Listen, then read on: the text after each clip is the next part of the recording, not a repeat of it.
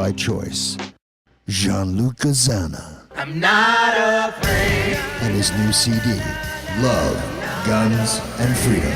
16 powerful songs on one CD from the heart of a patriot.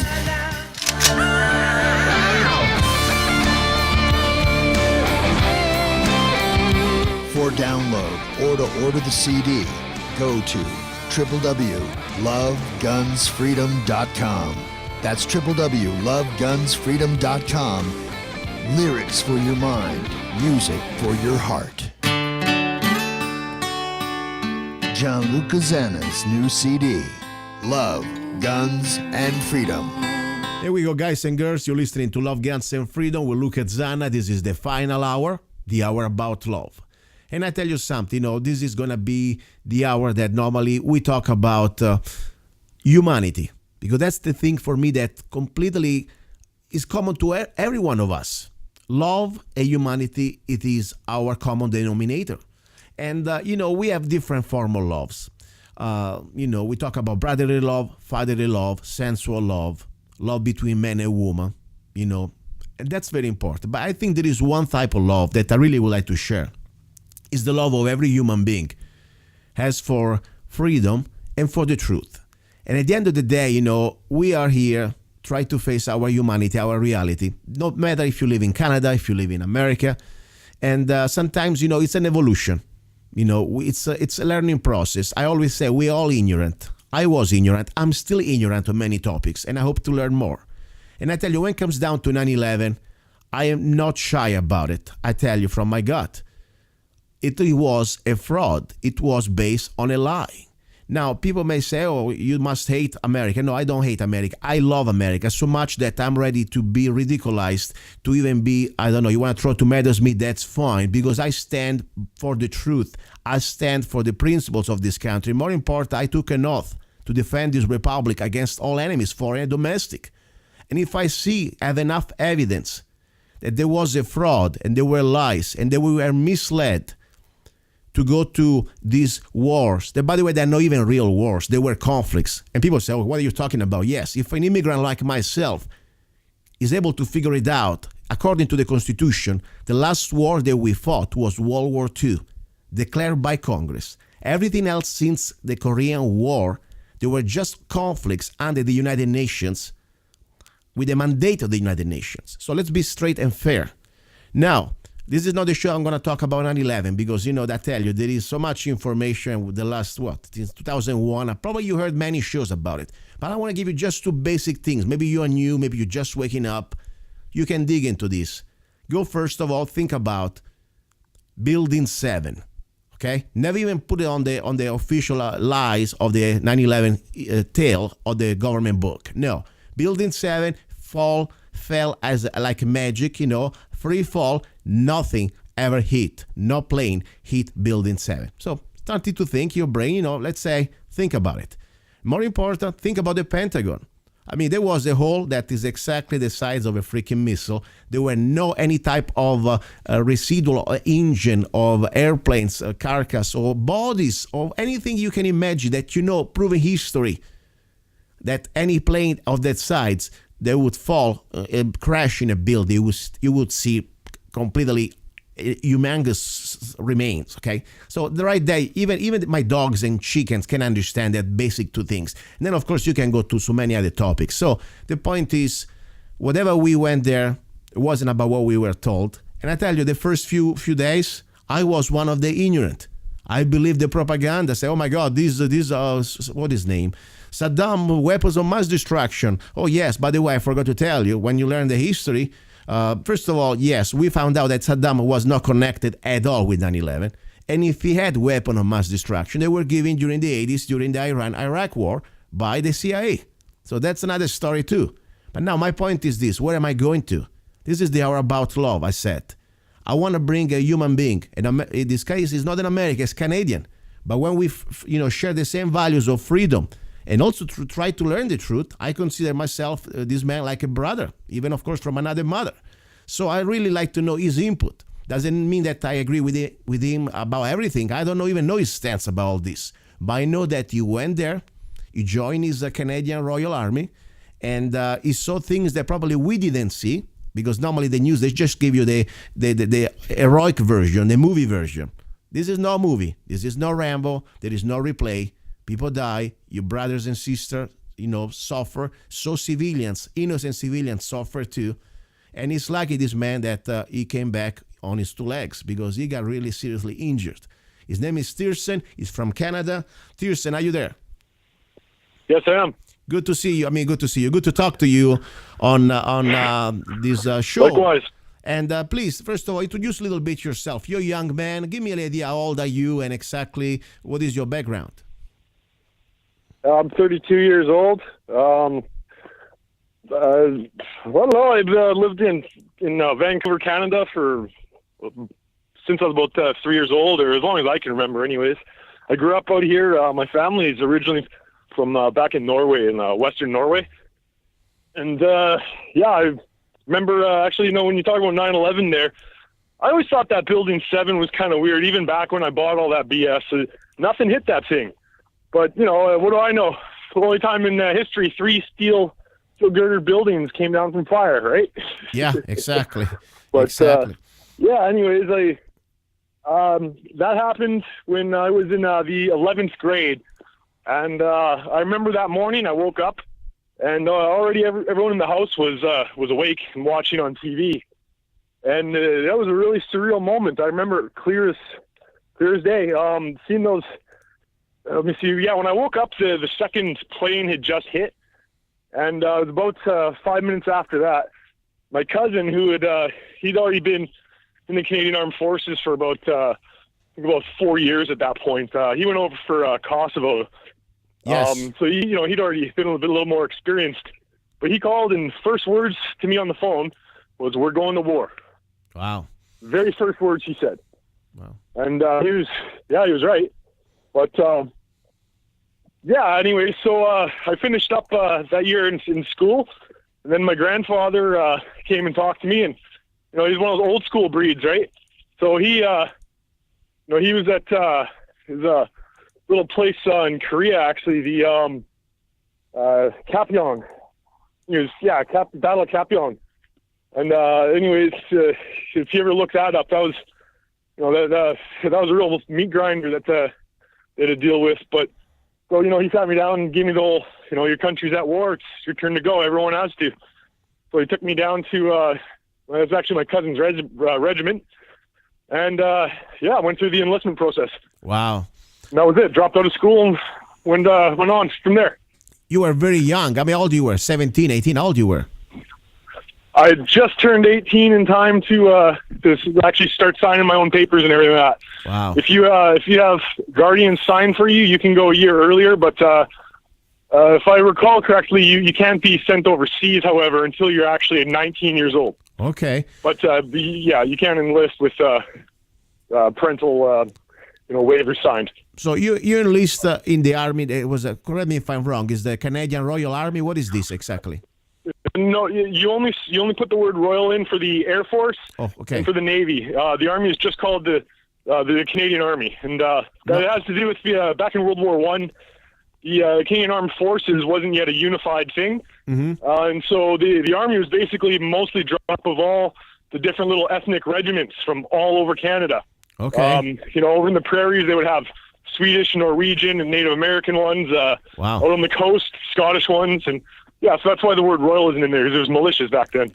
Interesting. We had them too. It's very interesting about the royal part, because I know that maybe many people forget, but Canada is under Commonwealth, and the Queen, yes, we are. The Crown is the highest authority out there. So, people may forget, in many parts of the world, like Australia, Canada, you're still under a kingdom, or at least under a person that supposedly you need to bow down. I have a question. This is personal. You don't have to answer, but I'm just curious. All right. When you are, let's say, in public, okay, and you are, let's say, a soldier especially, because maybe as a person you may do whatever you want, I don't know.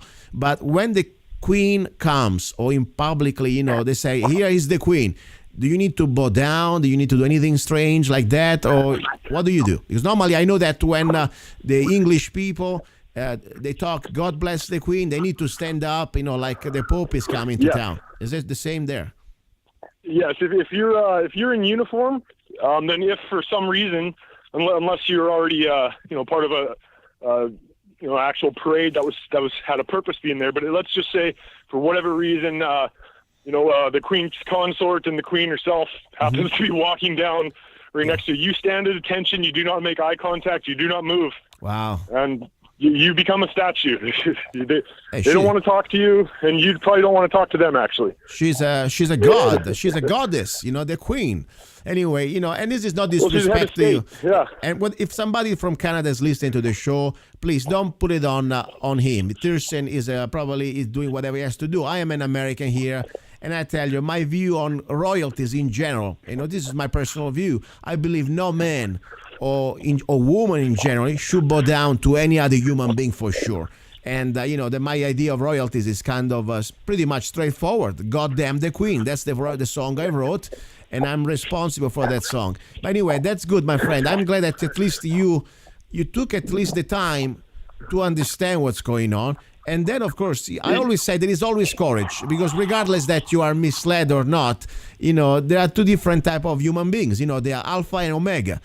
Sometimes, of course, the alpha, they are misled and they join in battles that maybe they should have thought twice. But the point that you had the courage to go there and to see what's going on, and unfortunately also to see things that many of us that we don't have to see. Tell us a little bit, how many years before you were sent overseas? Probably a little over a year and a half before I was even able to be eligible for it. And then once you are, it's not quite like in the States unless you're there's a select group of regiments that are like sort of the core of any expeditionary force. Yeah. I wasn't in one of those. I was in primary reserve regiment. They have full-time soldiers, but they're part of the sideline army. So the way it works is you volunteer very much. You have to be eligible, and then you go through a selection process. Yeah. And you pass drug tests, psych tests, all that. You have to take some refresher courses, get acclimatized to where you're going to be going to, like culturally and everything like that, and then you can go. So then, my regiment did get called up eventually and went over, but that was, we're going to round up a little bit, about 3 years. Yeah, so somewhere in that ballpark, about 3 years. Now, question is, of course, for you, the different weather. You live in Canada, it's kind of cold. Where exactly did you go? Which hell did you go to? Iraq or Afghanistan, just to understand? No, my country didn't partake in Iraq. That was what do you guys call that? The Coalition of the Free or something like that? Yeah. Coalition of Willing? Yeah, that was it. I went over to Afghanistan as part of what's called a non-Article 5. It was a NATO mission, so okay. I was part of ISAF, International Security Assistance Force. The Canadian troops were put in charge of Kandahar. Wow. And you said the magic word, NATO, okay? I mean, when people understand that, I believe in what general, there was a famous general from the 30s and the 20s, that American general, by the way, was a Marine, the most decorated Marine, U.S. Marine general in history, okay? And now I'll tell you the name. My brain is kind of fuming right now. But the point, this general said, General Smedley Butler, we're supposed to have our soldiers for three basic things. But the most important is supposed to be to keep them home, to defend our borders, and to defend our rights. Now, when you send a soldier under a foreign command, you were not anymore under the Canadian command. You were under NATO. Like in Kosovo, they were under NATO. I mean, that's the thing they should be thinking. We are sending our sons and daughters not to defend our interests, to defend our national borders, to defend our, rights. No, they will go there as the higher, let's say, professionals, to go there for a global agenda. Because that's all it is about. It's about a global agenda. So that's what I really think, guys. Before you say, we went to war to defend our country. Wait a second. You went to war, unfortunately, like many other brothers that I have here in America, that they realized that under foreign command, and some of them, they woke up. Like in the 90s, for example, there is Michael New, Private Michael New. I invite everybody to find out who this guy was and who is still alive. He refused to remove his American flag and put a United Nations patch on his back, on his shoulder. So that's the reality. Did you learn that? Did you know that you were serving under the NATO there, no, under the Canadian command? Well, that was what I wanted to say, actually, when you're talking there is that phrase I use, non-Article 5. So Article 5 is what's needed to declare a defensive measure. Article 5 is an attack on one nation shall be considered an attack on all in NATO. But when I got my because remember we were supposed to be over there because there was attacks that were committed on our ally, the United States of America, that were coordinated and planned and operated from Afghanistan, apparently. Well, but when I got my my campaign accommodations, my NATO one said non-Article 5. I can take a picture of it and show it to you. It doesn't say Article 5. It's non-Article 5. So that's an offensive or policing measure, basically. I see. And this is exactly the point. If you want to believe that, we're supposed to go after somebody who really hit us, I agree. Somebody really was hitting us from over there, I would say, let's go. But my point is, first of all, when we find out the truth about what really happened here, that is exactly the opposite of what they told us, the official tale. I mean, we say, wait a second.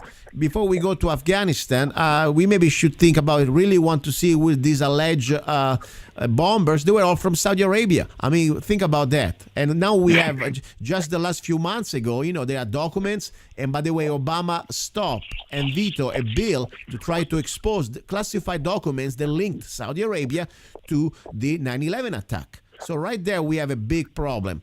But, that's why we're here. We try to help each other to learn this because maybe many other young people out there, they would like to join and maybe say, I want to go there and I don't know, do what I have to do to save my country. But that's for me, soldiers in this moment of history, they should stay in our own country, in your country, because the problem is the real enemy of our freedoms, they are not overseas, they are here among us, especially in the highest position of government.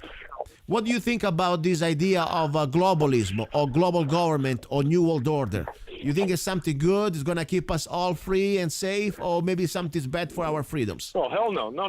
Oh, sorry, pardon me. Okay, I need to... No, I think it's a terrible idea, and I don't like any of the, the UN coming up with these measures. This was, I guess, a couple of years back there, but for Canada and the USA and whatnot to restrict our domestic, selling and buying of firearms. That's none of their goddamn business.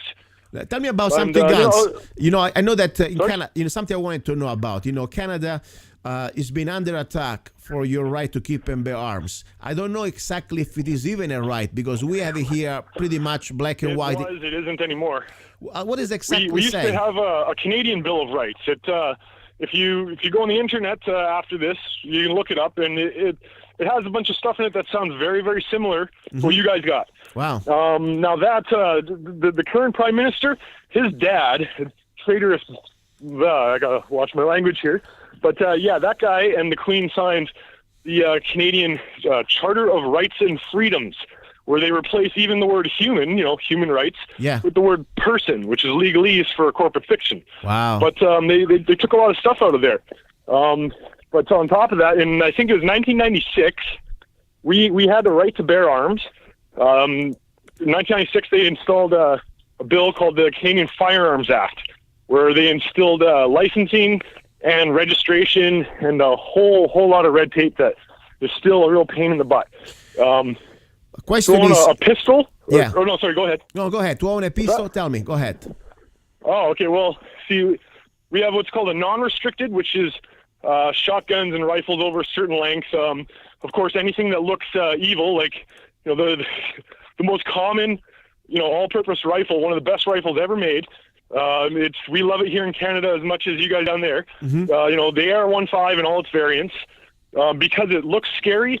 It's restricted, and some of them are on the prohibited list. I'll mention that last, but non-restricted is basically. The hunting rifles and SKSs, things like that. And then you got shotguns over a certain length. And then if you're restricted, that's different. Anything restricted, you have to register. And just for having your restricted license and registering a firearm, technically what you're doing is you're waiving a certain right that goes all the way back to, not the Bayou Tapestry, what's that? Now I'm drawing a blank. Anyways, basically, not the king or the king's men shall enter your home. That whole idea. The Fourth Amendment. Basically, they don't need a warrant. They can just show up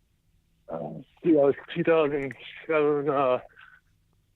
So I'm 32 now. That was 7 years ago. You're a young man. I mean, that's for sure. Listen, Yeah. I'm so glad that you made it back with your 2 legs and your 2 other things you got between your legs, because this would be so sad. Seriously. Oh, my. I mean, think about it, especially after when you found out the fraud, all the stuff that we know, because I have a lot of friends that went down there and maybe they weren't that lucky like you were. I'm telling you. So I'm glad you're here to tell us your story. I have friends who came back rougher and some who came back literally on their backs. But the worst thing was watching the Canadian flag being lowered in Kabul as the last Canadian troops were pulling out. We didn't even try to win. We gave up. Yes. That, I got no shame in admitting it. That put tears in my eyes. Yes. Because what did we even go over there for? What did we suffer that for? Hey, don't forget the military industrial complex loves you, okay? And loves people, no matter for Americans, Italians, Europeans, that do not want to know the truth. Because that's not the reason why we went down there. Trillions of dollars later, we are still there. And meanwhile, some big bastards, in this military industrial complex, they made trillions of dollars on us. Listen, Tyrssen, I want you back. Maybe in a couple of weeks, we can talk more about different things, especially about your radio show with the Soren coming through. I want to say a hug to you. Yeah, it'd be nice. And Soren, and please, guys, listening to Love, Guns, and Freedom, do not go away, because there is another show after this. But more important, don't forget to support this show. You can go to www.zanna.us. You can find out everything we do here is supported by your love. And God willing, I will talk to you next Sunday. Ciao. Wake up, America, before it's too late. They're trying to make you fade away. They're trying to kill your faith. Every day you're invaded, your soil desecrated.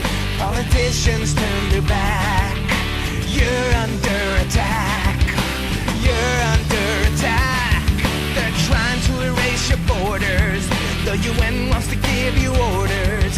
They're trying to sell your pride. It's time to wake up. Now it's time to fight. Wake up, America, before it's too late. They're trying to make you fade away. They're trying to kill your faith. The truth has died. The media bias lies. They want to divide the enemy inside.